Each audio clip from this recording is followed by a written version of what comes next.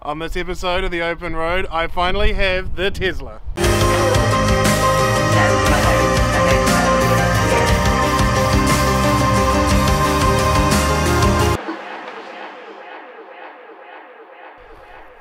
Now, given this is a Tesla, it doesn't have any combustion engine, so there's a lot of space in the front for activities. This is the frunk. It's a combination of the word front and trunk. There's a lot of space here, easily an over weekend amount of gear, and washer fluid. That's it. Now let's move around to the back where things are a little bit more conventional. Automatic tail lift. Plenty of boot space. And the other interesting thing that I found out is that there's a great big space down here which is extra storage, or it can be a footwell for another set of seats for small children. And they did stress small children. I did try it and no, it doesn't work. So as far as cars go, so far it does seem very car-ish. So let's take a look in the back seat and see if I can fit in it. The back seats are very comfortable. The leather is very nice, and they do feel like they're going to hold on to you a bit. I would say that the floor is a little bit high, and it kind of keeps your knees up, which might be a little bit uncomfortable on longer trips. I would expect that the reason that the floor is high is because all the batteries are sitting underneath it. And I'm actually okay for knee room. This chair is still set up for me where I've been driving it, so it's quite low and quite far back. But I feel alright actually. And in terms of bits and pieces, we've got not a lot. We've got the windows up and down, little light. And down here we've got 2 USB outlets and drink holders. Not bad. Now the first thing that you might notice about this car is the interior, aside from the massive panel in the middle, is incredibly minimalistic. There isn't a lot of buttons, there's not a lot of flashing lights, and I actually think I like that. At first I didn't. If you've ever sat in one of the high-end McLarens, they're very, very simple inside, and at first I didn't like that. But what it does allow you to do is focus on the driving experience, which is why we're here. Looking around, we've obviously got, can't not be looked at, this massive panel, and this does everything, and we'll go into a bit more detail on that in a minute. The other panel, which replaces an instrument cluster, gives you all sorts of onboard real-time information, and it's actually quite mind-boggling how much information that thing can give you, from things that are coming up near you from the close sensors to things that are further away, like other traffic on the further away sensors. One thing that I found out that was interesting was that every single S model comes with all of the hardware to do all of the things. It just really depends if you've chosen to spec it that way, but it gives you the opportunity to spec it up later if you want.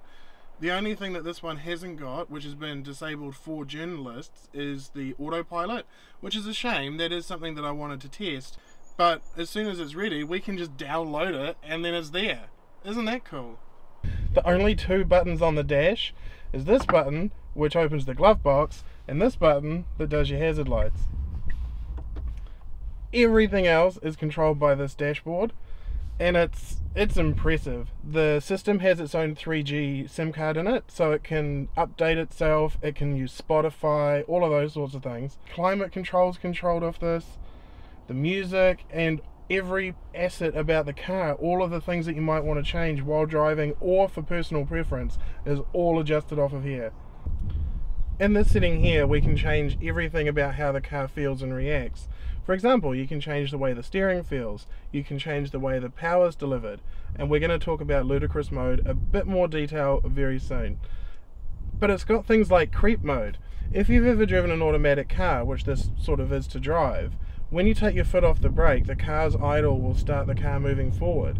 This doesn't do that, but you can set it to do that so it feels more like a real car. Personally, I've been driving it in as much the way that God intended it to be, so that it feels more like the experience that you're going to get from a real electric car. So I've got the regenerative braking set to be very high, which did actually gain me 1% on my drive into the city the other day. I was stoked with that. One of the first things that you'll notice when you get in is, given the way the systems work, as soon as you get in, the car is on. In fact, before you even get to it, it'll open itself up and it'll let you in, and then the systems are on, and then literally all you have to do is put your foot on the brake, put put it into park, and this car is literally ready to go. Now the thing that creeps everybody out the very first time they get in this is as soon as you take your foot off the brake and start to go, the car is going. No sound, nothing.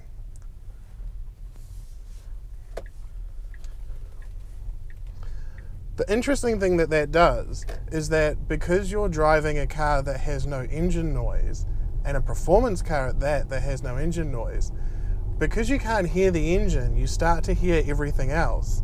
So right now I've got road noise. It's not very bad. It just seems like it's more present because you can hear it more because you can't hear other things. And when you get up to motorway speeds, you notice a bit of wind noise. Again, it's not a lot of wind noise, but you notice it more because you can hear it because you can't hear the engine. The other thing that also shows is the build quality.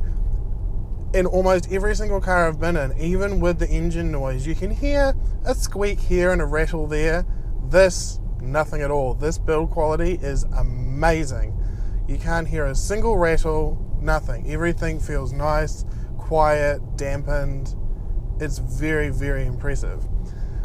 Driving it around is very much like driving an automatic car, especially if you know what a CVT gearbox feels like. There's no gears to work through. You simply, the more you put your foot down, the further you go.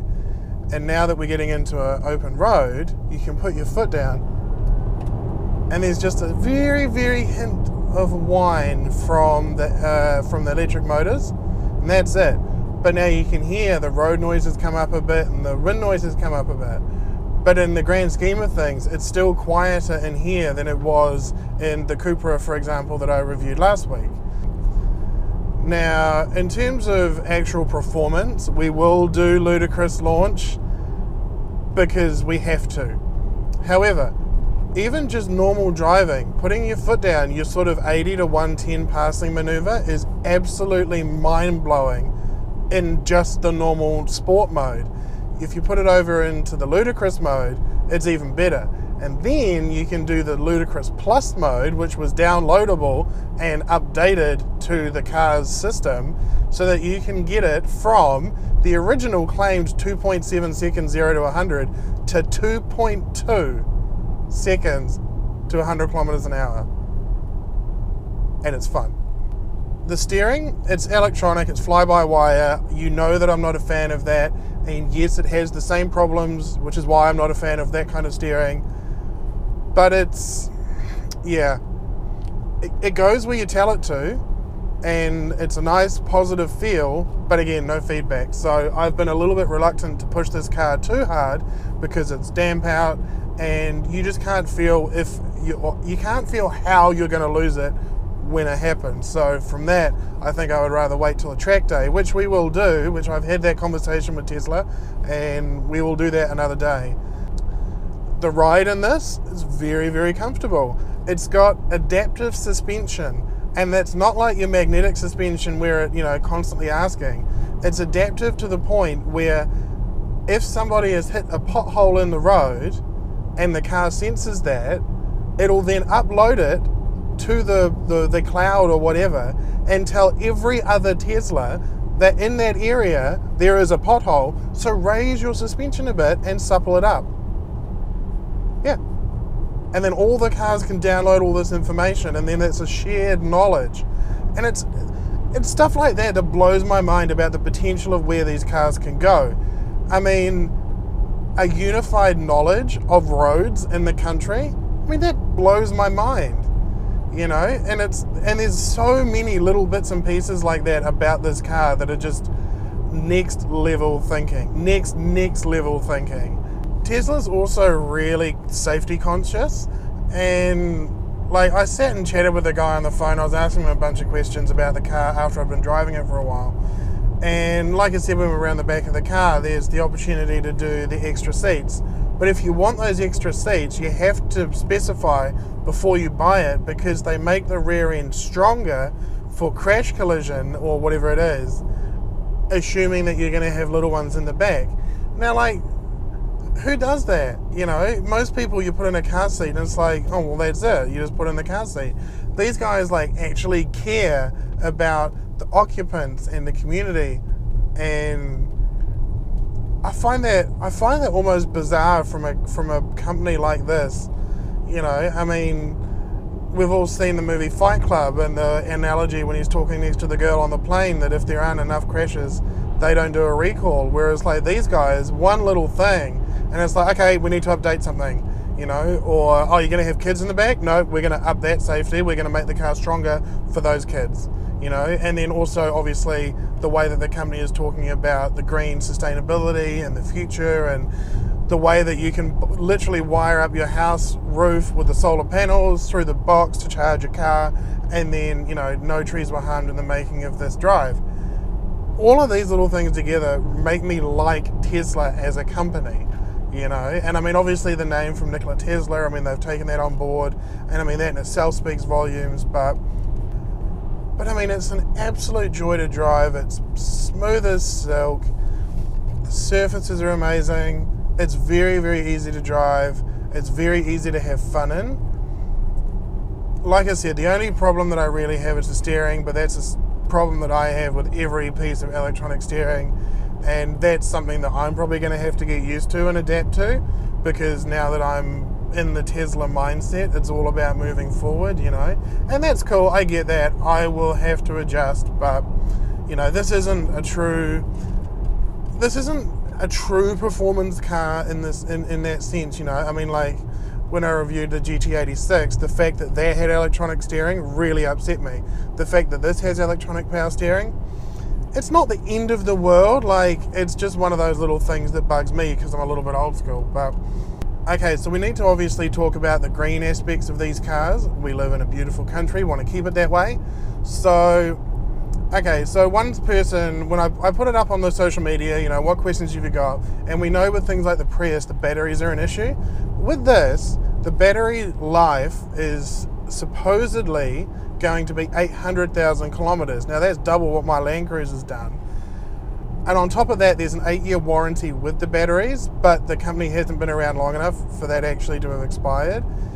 What they've planned to do is when a car says, okay, my battery's done, it's cooked, I need a new one, what they're going to do is they're going to take all of the old batteries and they're going to recycle them into other products that they make as much as they can, which I'm told is quite a lot.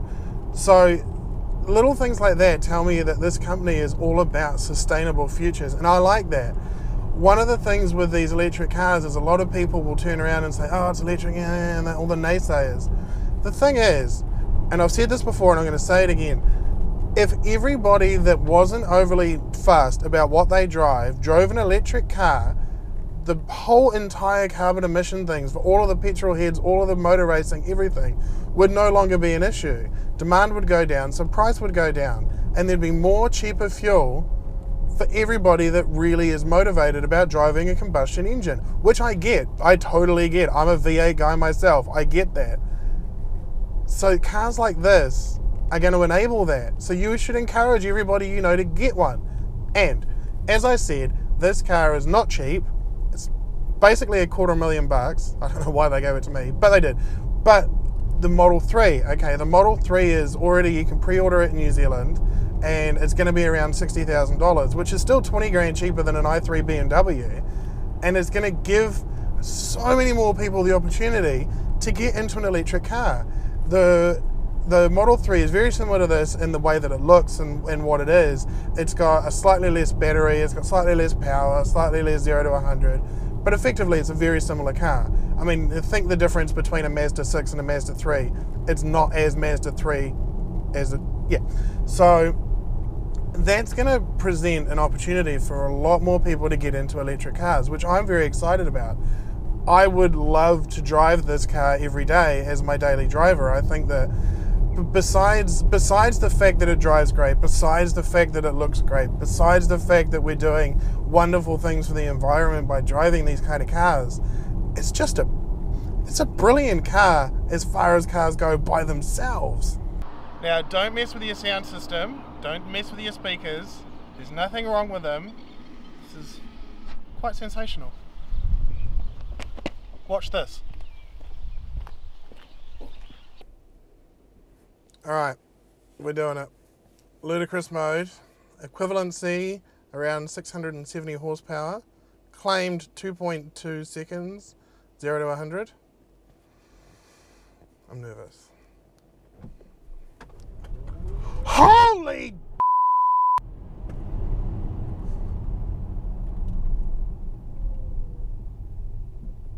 That was ridiculous.